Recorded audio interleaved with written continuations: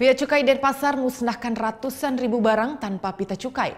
Akibat pelanggaran ini, negara dirugikan sekitar 1,3 miliar rupiah.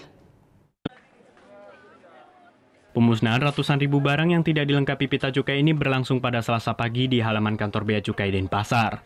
Barang-barang yang dimusnahkan diantaranya jam tangan, handphone mainan anak-anak, rokok, minuman beralkohol, dan jenis barang lainnya. Ratusan ribu barang hasil sitaan Bea Cukai Denpasar ini merupakan hasil penindakan selama 1 tahun sejak Desember 2017 hingga Desember 2018.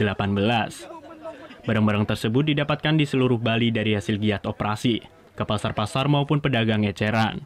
Akibat masuknya barang-barang dari luar negeri maupun dalam negeri yang tidak dilekati pita cukai ini, negara dirugikan sekitar 1,3 miliar rupiah.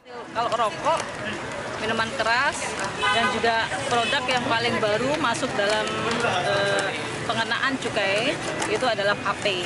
Jadi sekarang vape tidak lagi bebas ya, jadi sekarang vape harus dikenakan cukai. Jadi untuk yang ilegal itu kita tekan, kita lakukan operasi pasar, dan kemudian tangkapan-tangkapan itu akan kita musnahkan.